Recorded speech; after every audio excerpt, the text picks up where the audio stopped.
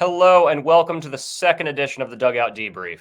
I'm your host, Chris DeLuca, and I'm once again unbelievably excited to be talking about this great game on the best up-and-coming sports YouTube channel on the internet, Boom Broadcasting. Make sure to like, subscribe, etc., all that great stuff. So, that being said, it is September. You know what that means? It's playoff baseball time almost. So, some people are really, really happy right now, and some people are really, really not happy right now. We're going to be talking about the happy ones today because I'm in a good mood this fine afternoon. It's fine, almost fall afternoon. We're going to be doing our playoff preview and discussion. So, as promised in my first episode, we will begin with our little news of the day. We have a couple stories I want to go talk to you guys about this fine day. And then after that, we're going to go get into our topic of the day, the aforementioned one. After that, we're going to go and preview my series of the week, which is an interesting one to say the least. And then finally, we're going to go conclude my trivia question. So, that being said, first news story of the day is a pretty weird one, and I am not seeing a lot of people talk about it. I am pretty involved when it comes on social media and listening to other podcasts and all that. I try and stay involved as I can in the baseball community. So not many people are talking about this, but it was talked about when it broke on Thursday, I believe. And the incident was on September 6th. Derek Bender, not the Futurama character, which is a great show. Derek Bender, the catcher for the Fort Myers Mighty Muscles, single A affiliate of the Minnesota Twins, was caught tipping pitches in a playoff game against the Lakeland Flying Tigers, the single A affiliate of the Tigers, as you would expect. So for you guys who do not know, tipping pitches means that you are telling the batter what pitch is coming. So generally this is by accident. So say I am about to throw a curveball. Maybe I do a little, like weird little head thing or something, or maybe I, it's a psychological thing. Maybe I pull my ear, maybe I bend my neck, whatever. Normally it's by accident, and that can be worked out with like just trying to work with someone's psychology. Like it's usually an accident, but in this situation it was intentional. So generally when it's intentional, it's generally in malice. It's generally like a betting situation or, illegal gambling, like a 1919 Black Sox kind of situation. But this was not. Derek Bender was just tired of playing baseball. And that is exactly what he said. He said, I'm just tired of playing baseball. And this is incredibly confusing to me because he is a sixth-round pick out of Coastal Carolina. And shout out Aaron Schneider. I'm sure he's kind of giving a chuckle out of this because he's an App State alumni, and Coastal Carolina and App do not get along very well. So I'm sure he's getting himself a little bit of a laugh out of that. Make sure to listen to his Gridiron address on Sundays right before Sunday night football. But back to the topic at hand. He was a sixth-round pick, and it's surprising to me because if you didn't want to play baseball anymore, just retire or request a trade or something. I mean, if you don't want to play for the team, request a trade. If you don't want to play anymore, just retire. It's not like you're JJ Weatherholt or something, a top 10 pick where they are going to lose a lot of capital. I'm not saying that he was bad. I don't really know. I didn't look up the guy's stats. But the issue is you just don't do that to your teammates. I think it's bad. I found it quite offensive to do that. I get it. If you're not wanting to play anymore, it happens. You sometimes hit a point where you're done. So really all we know is he was moved to the bullpen for the first two games of the 3-game series, and he started the third game. So it's confusing to me why he did this. And, he got to keep all $300,000 of signing bonus, which for a sixth-round pick is pretty high. And, yeah, no, it's confusing. I'm almost wondering if there's like a mental health aspect to it. And if there is, I really hope that he gets something figured out, and I hope he finds a happy and fulfilling career. But I can pretty much put my word that is not going to be baseball ever again because they are going to avoid that guy like the plague, for better or for worse. But moving on to our second story, Corey Seager just went in the IL. The Rangers formally shut down the slugger for a sports hernia. And I agree with this move. The Rangers are not in a position where they can compete. And honestly, I think they're going to make a splash in the offseason to complement him. There are a lot of great pitching and fielding free agents. I mean, maybe they go after a Blake Snell. Maybe they go after a Corbin Burns. Maybe they go after a good outfielder. Maybe they go after Juan Soto. Who knows? So they just hired Chris Young, the immaculate grid legend, in my opinion. He played for the Royals, the Padres, the Rangers, and someone else too. I can't remember, a couple other, I believe. I've used him in my grid before. They hired him as the president of baseball operations. So maybe more of a splash will be made this offseason. They will continue to grow. Now, moving on from that, our third news story, Aaron Judge is good at baseball. That's it. Just kidding. Aaron Judge is really good at baseball. Yes. He is. He hit a go-ahead grand slam to basically eliminate the Boston Red Sox in Game 2 of the Red Sox-Yankees series. I got to watch that live on TV, so that was fun. The Yankees are inching closer and closer to clinching that number 1 seed, and I mean, I'm proud of them. I don't like them, obviously, but they definitely deserve it. It was quite a hyped game to watch, and it is kind of, wild to basically see them put the dagger into the heart of the Red Sox in Yankee Stadium in the Bronx. And just Aaron Judge, and a whole side note, that guy would get the Triple Crown this year if not for Luis Ariz, who's just an incredible average hitter. But as long as Luis Ariz is still hitting at this level, at least when it comes to batting average, Aaron Judge is really going to struggle for that Triple Crown. And I really want to see another Triple Crown, man. I have really, really been itching for one, but I don't think it's going to be this year. Boston continues to slide. They're pretty much done, like I said. Next, Austin Barnes gets shut down for the year, for the regular season. Goes in the IL. He could come back in the playoffs. Overall with him, it is a loss, but we did call up Hunter Fiduce, I believe is how you pronounce it. And he, by a mile, Hunter was the best possible catcher to bring up from the minor leagues. They called him up from AAA Oklahoma City. But yeah, this made me think, though, what happened to Diego Cartaya? Just as a Dodger fan, that made me think. So I went and I looked. He was drafted maybe 3-4 years ago, and he's batting mid 200s. He's been bouncing between double and AAA, and it's hard to see because I always kind of thought that he got stuck in an unfortunate situation because you have Will Smith, who's an amazing catcher, arguably a top 3 catcher in the league, in front of you on a long-term deal. Then you have Austin Barnes, who is a veteran, who is a very close friend of arguably one of, if not the best Dodger pitchers ever. So you're kind of trapped in that situation. So it's quite unfortunate. So I was almost hoping we could use him as, trading. But the thing is, his value right now is just not where it needs to be. So it's unfortunate. I'm hoping Diego Cartaya can improve so he can either make the major leagues. Maybe we can convert him into a position player, something like that. Maybe he can be converted to an outfielder. First base is locked up. DH is locked up, obviously, because Ohtani is a DH and Freddie is at first. But anyway, I'm moving on because this is not a Dodger-centric podcast. As I have said, we're moving on to Juan Soto, who becomes the 8th player to hit his 200th career home run before the age of 26. I just thought that was cool. It's not really a big news story. And yeah, those are my big news stories of the week so far. We do have some breaking news that I just see as I got this alert on my phone, as the Baltimore Orioles have DFA'd Craig Kimbrell. Wow, what a shock. The guy that literally will just throw batting practice since like 2019. He's just been throwing batting practice. And I've been saying this, yet he maintains himself on an MLB roster. So no idea how that happens. They DFA'd him.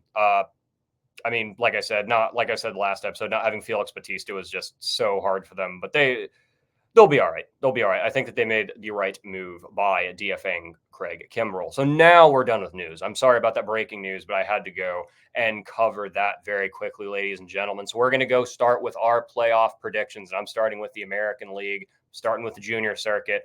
I'm starting with the best team in the American League, the New York Yankees. There's not much that can be said about them. They have overall looked the best in the American League. They have really just played up to their opponents quite well. Again, there's not much that can be said. Juan Soto, Aaron Judge, Stanton, Jason Dominguez is back. Rizzo's back. Volpe is improved. The only thing I'm really concerned about those Yankees is that rotation, because Nasty Nestor, Carlos Rodon, and Marcus Stroman have had a serious down year this year. That's the only thing to worry about. But overall, I think those bats could propel them through. But who knows? They are the Yankees. So with that being said, next we're going to be talking about those Cleveland Guardians, those awesome Cleveland Guardians. Those guys. Love Stephen Vogt. On a whole side note, that emotional moment that he had in that press conference a few days ago, I thought it was awesome. Some people were making fun of him.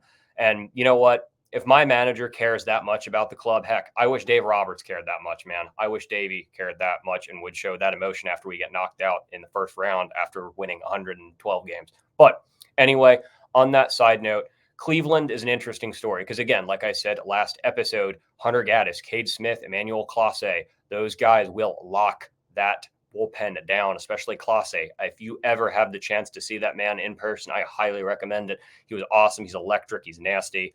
But yeah, I think that really power is going to be their main issue. Lane Thomas, like I said last episode again, was just not a power guy. He's supposed to be, and he was not. Jose Ramirez has been their main power guy, and so is Big Christmas, Noel. And Noel's very, very inconsistent, strikes out a lot. Jose Ramirez, the big thing with Cleveland overall is Jose Ramirez just needs to stay consistent. That's the big thing. He needs to stay at his consistency. He's amazing. He's the most underrated player in baseball. I might actually dedicate like half an episode to him at some point within the next few weeks or months or so. But that we're getting ahead of ourselves right now. Cleveland, I think a lot of it really depends on his ability to stay hopefully healthy. It's never been an issue with him. And, they could either be a first round X or they could be a trap series. A lot of it is just depending on who they end up playing. So with that being said, we are moving on to the Houston Astros, who a lot of people, obviously love so much. Dodger fans, Yankee fans, Red Sox fans, everybody loves the Astros. But regardless of that, they got a lot going on right now. I mean, I'm never going to say that they got lucky. I will not, because Seattle falling off was Seattle falling off. Houston was expected to do this. Like, Kyle Tucker is still there. Jordan's still there. Framber Valdez is having a great year. Nobody's talking about it. He's got a sub-3 ERA. Nobody talks about this guy. But again, it's because, nobody talks about Houston. Heck, Jose Altuve took a shoe off for some reason. There's a lot going on down there in Houston. But I think it's a very, very interesting year for them because they really just kind of came out of the woodwork. And I will tell you that I said this, I don't know if it was on this platform or a different one that I said this, but I predicted that this was going to be the last year of Houston's dynasty. I officially stand corrected, ladies and gentlemen, because think about it. Really, the only one they're losing is Alex Bregman. Alex Bregman is probably going to leave, go somewhere, and go get overpaid. He's going to go to a team that's going to go overpay him way too much, like the Chicago Cubs or San Diego, maybe. San Diego's got a third baseman, but just a general team that overpays traditionally and it doesn't work out. New York Mets, list goes on. But the Astros, I think a lot of the long-term success depends on their bats' ability to make up for the pitching issues that they have had. They have dealt with a lot of injuries this year. The bullpen's not exactly been what they wanted it to be, but who knows? It's really hard to tell. They seem to be the Yankees' kryptonite. So I feel like if they meet the Yankees, who knows? They could maybe upset them. And it's all about seeding. But right now, we cannot be talking about seeding right now. So that wraps up the American League division leaders. As of now, we're going to be moving on to a team that really, really makes me happy that they abolished that horrible one-game playoff wild card, because you have a 90-plus, potentially even a 100-win team that could have gone down to one game. They're not going to, which is a big, big deal. They're a 90-plus win team. They're the Baltimore Orioles. There again, like I've talked about these guys before. Love Adley, love Gunnar Henderson, Cowser, Cedric Mullins, all the way through. They have a lot of pieces there. And now they have the experience. And I think that's going to be a big thing that sets them apart is the experience. They have that last year that they had, and it was disappointing. The playoffs were disappointing for them last year, to say the least, but that's okay. And this year there's experience. I think that they will play a wild card team. So they'll end up with Kansas City, Minnesota, or Detroit, who I think they will take care of very easily. All three of them, especially the last two. That's really all I got to say. Like I said, playoff experience plays a factor.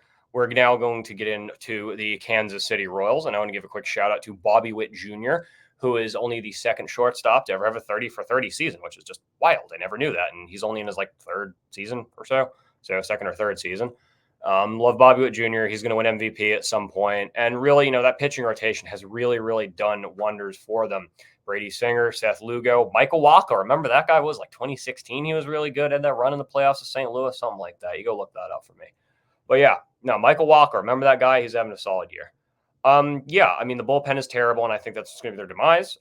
Again, similar to Detroit, and we're going to be speaking on them in a few minutes here. I think they're a little bit ahead of schedule, and maybe, that's okay. I think it's okay. You get the experience, and they got a lot of young talent, and we will see. They made some good trades, and I like what's going on in Kansas City, but unfortunately, due to that bullpen, sorry, Aaron, I think that it is going to be very problematic once you end up into the postseason and you end up with these guys that can have long at-bats. You end up with high-quality long at-bats in quick succession. That'll milk your starters, and they could end up in a bad situation very, very quickly. So with that being said, this is the team I have probably about the least about, to be honest with you, out of teams that will potentially make the postseason. That is the Minnesota Twins. I want to note that I'm very happy to see that the AL Central is finally producing 3 teams and, not just being a random 12:30 in the afternoon on a Wednesday playoff game where they get killed and then we just, move on from it. They just, no, I'm happy that they're finally competing. Kansas City, Minnesota, Detroit, Cleveland, all competing except the White Sox. But we're not even going to talk about them. So it's time for Correa and Buxton to be elite. They need to stay healthy. They need to prove that they're worth the money.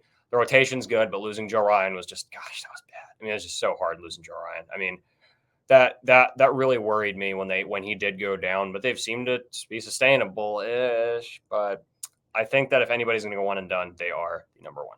And that being said, we are on our second to final, well, pretty much our final American League team. Actually, I'm going to have like one that I'm going to talk about for like 2 seconds. But Detroit Tigers, hottest team in the past few weeks. And this is unusual to me for a very, very big reason because it has been driven off of that pitching rotation. And generally when rotations, younger rotations especially, get to this point of the season, once you're past the dog days of summer and you're getting into September, you're about to get closer to October, you're in that playoff push, they're tired, they're worn down. We've seen this before. We've seen it with Baltimore. Dodgers have suffered this in years past. Many teams have suffered this in years past, ladies and gentlemen. Tigers have just decided to do the opposite. AJ Hitch has just been like, you know what? We're not going to do this. And I'm going to tell you right now, I'm going to promote my next week's episode. Just by saying this, Tariq Skubal will be the AL Cy Young. I'm going to say that. Next show will be award predictions, Thursday, noon, same time. Please tune in to hear my award predictions. I'm going to have a lot. I'm also going to go give a couple shout out players too. I'm going to watch some stuff. But yeah, overall, the bats are not fully ready, but the pitching is, as we can see. The main issue with the pitching is they're basically just throwing 3 guys out there, and those 3 guys are really, really freaking good. Especially, number 1 is really, really good. But I kind of worry that they might fall into a trap situation that Atlanta might end up into as well when you have one really, really good pitcher, Chris Sale, in the Atlanta situation, where they might have to be using them on the last day of the year, and then you got a game a day or 2 later, and you have to risk. I mean, the Sales especially because of injury history, and Skubal is a young, really great arm. Do you want to risk that? It's a postseason game. There's no tomorrow. But at the same time, if you get rid of your best pitcher, you mess him up long term. That is not a good boat to be in. So AJ Hitch and Brian Stitker are going to have some serious consideration to do as we wind this 2024 MLB season down. The last team I said I would touch on a little bit ago, Seattle Mariners are basically 4 games out of the wild card. They're out of the division. Very, very, very unlikely. Detroit's too hot for them to get in. It's sad to see their pitching rotation be as good as it is outside of Brian Wu, who costed me a lot in fantasy because I started him against New York because he had a good hot streak going, but I was dumb. I started him against the Yankees. That's my own fault. I blame myself. He may or may not have ended my fantasy playoff season after a really, really great only 3-loss season, but we'll see. We still got a whole week and a half before we figure that out. So moving on, senior circuit, National League, Philadelphia Phillies. Again, similar to the Yankees, not much to be said. Take care of business. You were supposed to take care of business. You so far have taken care of business. Finish the job. That's the thing. They've both been there in years past. They have the experience. They just got to prove that's worth the money. That's the big deal of this overall. I like them. They're fun to watch. But the main issue is teams like the Diamondbacks, Dodgers, Padres, Brewers exist. And here's a big thing that I will want to note with Philly, because they're my favorite in the National League so far. Big thing to note with Philly is that they have to potentially face either the 4 or the 5 seed. So that means that they were going to either face San Diego or Arizona as the recording of this video, while the Dodgers will get the much weaker Milwaukee, Atlanta, New York, one of those combinations, depending on how these last few weeks start out. So if Philly keeps winning, that's great, but you might end up with 2 of the hottest teams in the game, and you might get punished for having a 1 seed. So personally, as a Dodger fan, I'm okay with where we are right now. I would much rather face the latter than have to face either San Diego or Arizona, 2 teams that know us incredibly well, despite Arizona's pitching struggles, which we will be getting into later today. And now, with that being said, one final thing. Keep that in the back of your head, Phillies fans. Just remember that. That's a big thing to remember, that could become problematic. Anywho, on to the Dodgers, on my team. Again, I've mentioned this before. This is not a Dodger-centric podcast. I'm not going to talk about them too long. I'm going to say that we need to take care of business. A lot of pressure's on us, and a lot of pressure will continue, to be honest, even with the injuries, because still, we paid all this money.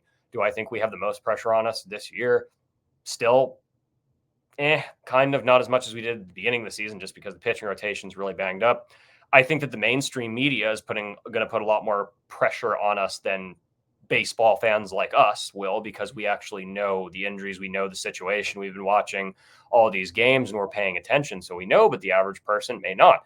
So yeah, I mean, the big thing is just take care of business. We're slowly kind of getting healthy. Yamamoto's back, Muncy's back, but Glasnow, Gonsling, Kevin Stone, Clayton Kershaw, Joe Kelly. I mean, the list goes on. We need these guys to get healthy quick if we want to beat Philly. I mean, that's really all I can say about that.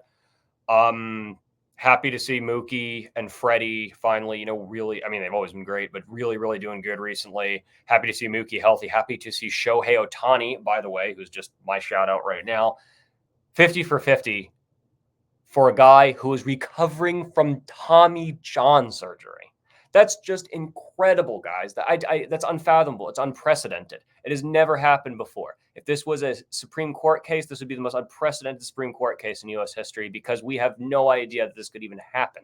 A dual player going and winning the NL MVP, more than likely, in a 50-50 season as a designated hitter who is recovering from Tommy John surgery, an incredibly invasive surgery. It's very common, but still it's invasive. And that's just, it's incredible to me. So that's my shout out right now is Shohei Ohtani. Obviously I'm biased, but like I said, this is not a Dodger centric podcast. Look, we need to win. That's it. We need to win. World Series or bust, as always. That's what I always say. Moving on to the Brewers, moving up to Milwaukee right now. And I want to give another shout out now. I'm just handing these out today, man. Pat Murphy, love what he's doing up there. I respect the heck out of that man. If you ever want to learn more about him, listen to Chris Rose's interview with him. I'm not going to go too much into detail, not to spoil it. He got in at an old age. He actually worked he's a manager of Arizona State for quite a long time. And fun fact, Red Sox fans who are listening, he's the reason you know who Dustin Pedroia is, or he's the reason you have Dustin Pedroia, because he looked at this dude who was like, I can't actually remember how tall he is, short guy, kind of decent speed, great glove, absolutely no power. And he's like, I want you. You're who I want. Pat Murphy was the one who got him to Arizona State, got him on scholarship. And that is very, very good that we got to know Dustin Pedroia. With that being said, Milwaukee has been an interesting case. Pat Murphy has taken over a team that was kind of left for gone because Craig Counsell went and moved south, and now he's done for the year pretty much. I mean, I'm not even going to talk about the Cubs or the Cardinals because it's a waste of y'all's time. It's a waste of my time. It's a waste of everything just to talk about those two teams making the playoffs. Nothing against them personally. But yeah, look, losing Yelich was really, really bad, but they're continuing to carry on. They have an underrated pitching rotation, underrated pitching in general. I mean, Freddie Peralta, Colin Ray, Tobias Myers, list goes on. They have not been amazing necessarily, but they've been well above average. Freddie Peralta has probably been the best. They are a total boomer bust team.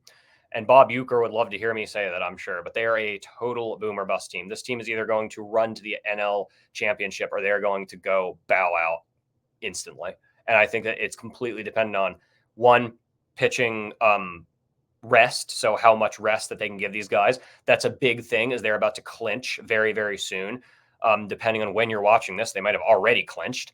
They're the closest. So yeah, that's the thing. And then two, who they end up against. Again, that's kind of the summary of all of this. I'm rooting for them unless it's against Dodgers, obviously. Next, we have the hottest team since the All-Star break, the Arizona Diamondbacks. And they're one of those kind of teams where I reference a team like the 2019 Nationals that got hot after the All-Star break. And that's when you need to be getting hot. That's the big time to be doing that. So yeah, with that being said, the pitching is the main issue. Despite how hot they've been, the pitching has been absolutely just atrocious, though. Zach Gallen's having it down. All these guys have above 3. The following guys have above 3 RA. Zach Gallen, Jordan Montgomery, who they paid a lot of money for, Brandon Pfaadt, who had a great run in the playoffs last year, and Merrill Kelly, all above 3.5 ERAs.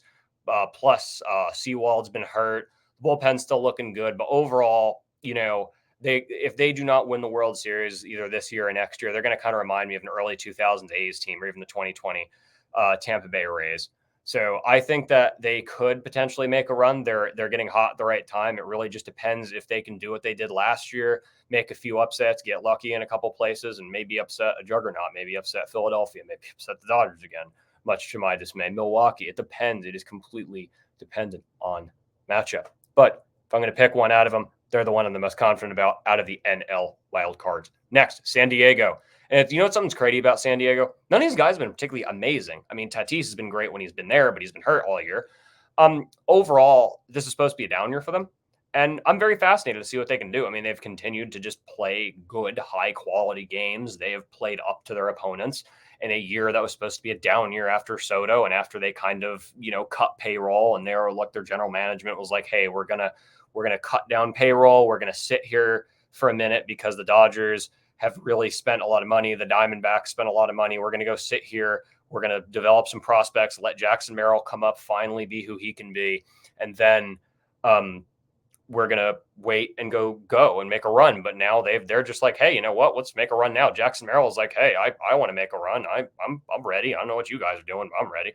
I think that another boomer bust team, like I said, Tatis added a big amount of attention and a big amount of energy. But again, I'm always worried about chemistry and balance of talent with that organization because culture has been a major problem for San Diego for quite some time. So 2 teams left in National League. First, the New York Mets. Now, what can I even say about them? All the money, despite the fact that all the Dodgers signings, they still have the highest payroll because Dodgers backloaded Shohei's contract. So the largest payroll by a mile. And look, Mets, I'm just going to cut to the chase. You guys either need to do it this year or it's never. You are losing a lot of people after this year. Pete Alonso's probably gone, similar to Alex Bregman. He's going to get overpaid somewhere. JD Martinez, Jose Quintano's had a good year. Harrison Bader, Luis Severino, Jesse Winker. Plus all these guys that they paid. Kodai Senga, who's been hurt for most of the year. Francisco Lindor, who's been great. Hopefully his x-rays come back negative. Oh, by the way, Brandon Nimmo, Edwin Diaz, Jeff McNeil, the list goes on. All this big money. What does it mean? Struggling for a 6 seed. Mets, either do it now or never do it. That's really all I'm going to say. You should not be fighting for a 6 seed. This is your fault. There's still time. Atlanta, really banged up. The rotation is better than the Mets by a mile. That's been a big question that's been asked in the baseball community right now is, do you think the Mets or the Braves are going to get that final wild card because the Cubs and Cardinals have basically just bowed themselves out? If I was to make a pick, I'm giving it to the Mets by maybe half a game. I think a lot of it really is just based on the uncertainties of Atlanta. They've not looked themselves, like I said last episode. A lot of injuries, losing Strider, Albies, Acuna was just terrible. Ronaldo Lopez too has been hurt. It's been rough this year for them, to say the least. So really, I'm going to go end the predictions because we're done with our main topic of the day. I'm just going to end it on my tentative prediction of who's going to be in the World Series. And, I could go with a lot of teams right here. My National League pick will probably, unfortunately, have to be the Philadelphia Phillies. I think that they're just healthier. The rotation's healthier. And if it's NLCS, Dodgers, Phillies, I give it Phillies in 6. And then I know it's really, really tacky to go to one seed to 1 seed, but I'm going to have the New York Yankees winning the American League by a pretty comfortable amount unless they face Houston. A lot of that depends on how the playoffs end up going out. Well, they're going to face Houston regardless to make the World Series, but depending on when they face Houston, let's just say, because a lot of that really depends on how rested both rotations are, but we will cross that bridge if or when we get there, ladies and gentlemen. So, that being said, series of the week, there are a lot of contenders. I went with Detroit versus Baltimore. The Tigers are fighting for a playoff spot, and they're trying to pass the Minnesota Twins. They've, like I said, they are the hottest team in baseball. We've already talked about the Tigers. And guess who the Tigers finished against, by the way? The Chicago White Sox. So imagine this. Imagine this, ladies and gentlemen. One team is fighting to make the playoffs. For the first time in a while, a team that's upset a lot of teams, a very, very dark horse is trying to make the playoffs. Comes Cinderella story.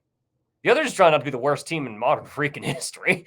I mean, they both have a lot to play for, let's just say, because nobody wants that record. I wouldn't want that record if I was on the South side. So Yeah, I think that's an interesting matchup to say the least. The pitching matchups I have not been able to find. I do not think that Skubal will be pitching in this series. Baltimore is looking for their last little push to pass New York. I do not think it's going to happen, but there is a chance if they take the series with Detroit this weekend, then you throw in a series win or a sweep against New York after 4 or 5 game difference. I can't remember off the top of my head. We will see.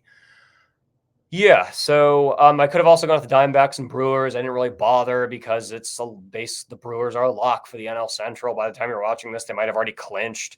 All the pressure's on Arizona to win that. And then there's a midweek series next week between the Padres and the Dodgers that I think is going to determine the division. But again, the weekend series is Detroit, Baltimore, and the weekday series or week series, whatever you want to call it, is the Dodgers and the Padres. So with that being said, we are getting to our trivia questions. I am trying to move this along. Last week, without Googling, considered the most unbreakable record in all of professional sports. Not just baseball, all professional sports. Ricky Henderson owns the stolen base record with 1,406. Who is the closest active player to him? Because this is pretty dang unbreakable. We were just talking about this team not too long ago. I was kind of giving a little bit of not great attention. New York Mets. He plays New York Mets. His name is Starling Marte. Take a guess how much he has. He has 353 as of the recording of this video. That's well over 1,000 below. So I decided to do a little bit of math just because, why not? Even though I don't really like that. I mean, so I'm going to say the most realistic person that could break that right now is Elly De La Cruz. Right now, if Acuna is able to stay healthy, then maybe so. But Elly De La Cruz would need to steal between 85 and 90 bases per year for 15 years to even be able to come close to that record. And he's 22. 15 years. Nobody, regardless of a freak athlete, and trust me, Elly De La Cruz is a freak athlete. Nobody can do that long. He is not going to be able to do it that long. It's nothing against Elly himself. I just don't think that he could maintain almost 100 bases a year. I mean, Ricky Henderson is almost 100 bases every year. So quite a crazy record. So we're going to go get into our this week's trivia question. I guess now that we've answered our last week's one, the answer was Starling Marte. And this week's question is, we have a video game question for you guys this week, by the way, or computer game, whatever you want to say. I guess that's a little bit of a hint.